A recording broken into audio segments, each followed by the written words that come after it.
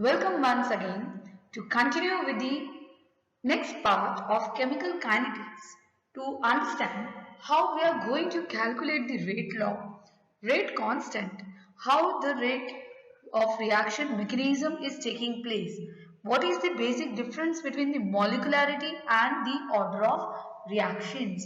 You can see the graph how the reaction is taking place with the formation of the activated complex. Next, you can see how two reactants combines with each other and form an activated complex and then they result into the formation of the products. Next, how a unimolecular reaction differs from the bimolecular and the trimolecular reaction and what effects is being seen in the rate of reactions with respect to the unimolecular, bimolecular or trimolecular reaction. So today we are going to quickly check up all these things one by one. Rate law and rate constant.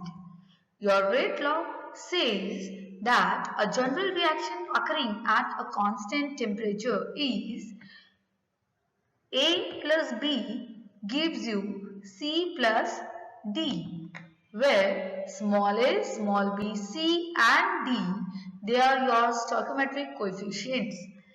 According to the law of mass action, we know that rate of reaction is directly proportional to the concentration of the reactant and inversely proportional to the concentration of the product when we are supposed to calculate the rate constant. So what does the rate law? Rate law expresses the relation between the rate of reaction and the concentration of the reactants. That is, rate is equals to K into concentration of A raised to some power into concentration of B raised to some power. Now what are this power actually? This power gives us the order of the reactions. That is, when we get into the balanced reaction, we get the value of M and N.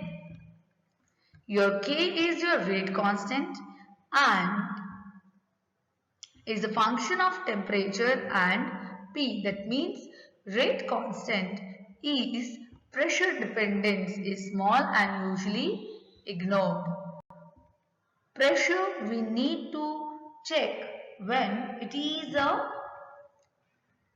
we have the different phases, right? That is the gas. In terms of gas, we take into consideration about the pressure. Reaction has an individual order with respect to the each reactant. Order of reaction is determined with the help of these M and N. By adding M and N, we can. So for A to give products, that means when a single reactant decomposes itself to obtain the product, at that moment the order of reaction is 1. That means let us take any coefficient is 1. So your order of reaction is 1. At that moment the rate doubles when concentration of A doubles. Right. So rate of reaction varies with the concentration. And differential rate law, we will be having rate is equals to K into concentration of A raised to 1 because we don't have any other number over here. And integrated law is represented as natural log AT, means the concentration of A at time t upon the concentration of A at time equals to 0. Second thing, if the reaction order is 2, that means the reaction order 2 means M plus 1, that is 1 plus 1 is 2. So what will happen? The rate will quadruples as concentration of A doubles. The rate will quadruples as concentration of A doubles. Now this is very important because on the basis of this, the multiple choice questions are asked.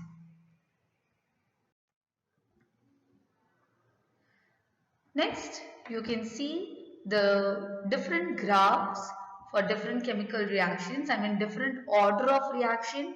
That is, if it is a zero order, it is a straight line graph, first order, and the second order graph, which has been plotted concentration versus time.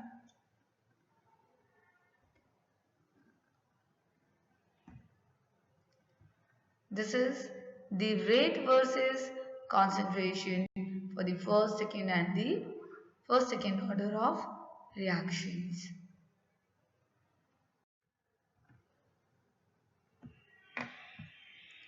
To calculate rate law and order of reaction, let's take an example. Right, here we have nitrogen oxide reacting with the hydrogen gas and obtaining nitrogen gas and water molecules is released out. Okay, now if the reaction is carrying with respect to only hydrogen, it will be a first order reaction. Now, if the reaction is carrying out with respect to nitrogen oxide as well, then the order of reaction is 2. But when we make it total, that is, we are not considering 2 plus 2, 4, but it is completely 1 hydrogen gas, that is 2 plus 1, which gives us 3. Right, stoichiometric coefficient of hydrogen is 2, but order with respect to concentration of hydrogen is only 1. So reaction orders must be determined from experimental data and cannot be deduced from the balanced equation. Now there are different methods to determine the order of reactions, that is half-life method, Powell plot method, isolation method and initial rate method. So this we are going to check it one by initial rate method. In initial rate method, first your task is to draw a graph which determines the concentration versus time.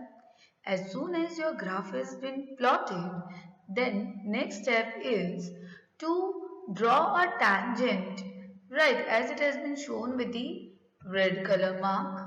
That is to draw a tangent over here so that you can determine the initial rates. After drawing the tangent with the help of the slope, you can calculate the reaction order. Right, once your slope is done, then we need to calculate the reaction order, or you can say the order of reactions. And finally, we need to calculate the rate constant and the actual rate law.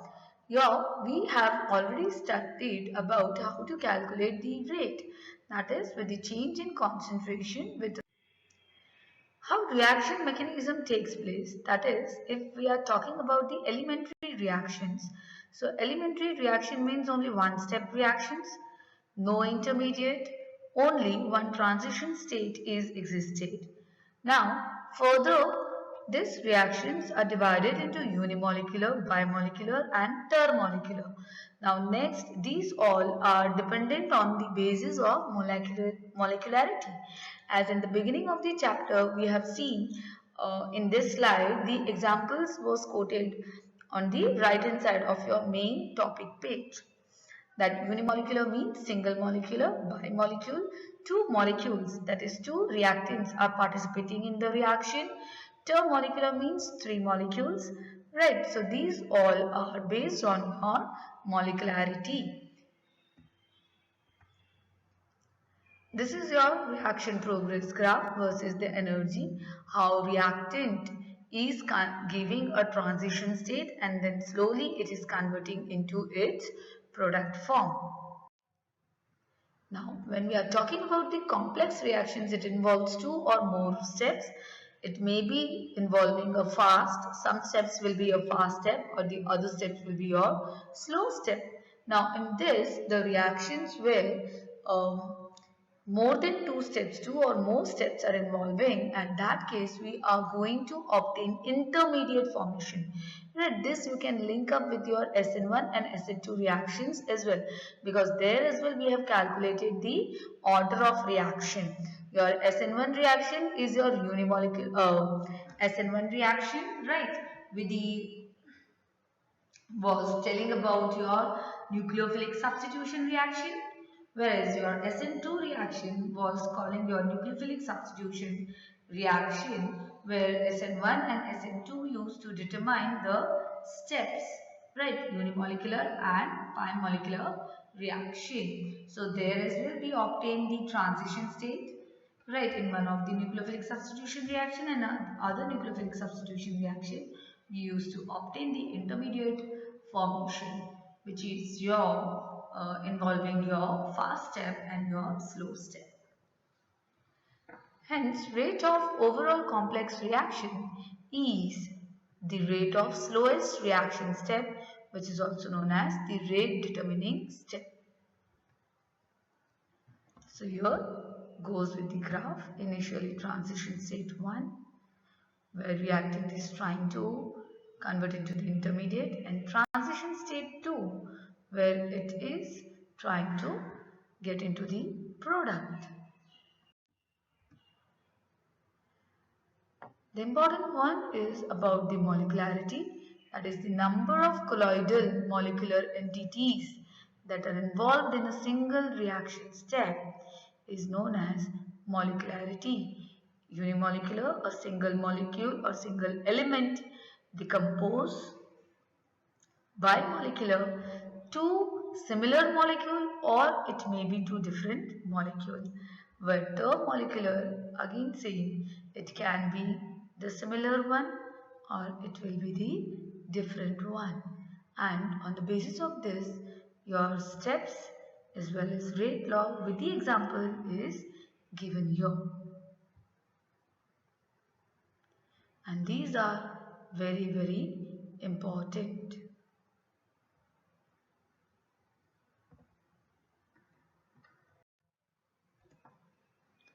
Now, what is the basic difference between the molecularity and order of reaction? Right, molecularity means number of molecules participating in the given chemical reactions, whereas order means the sum of powers to which concentrations are raised in the rate law expression. It can be zero, fractional, or it can be negative. But molecularity will be whole numbers, that is 1, 2 or 3, and even it cannot be negative. It is always positive.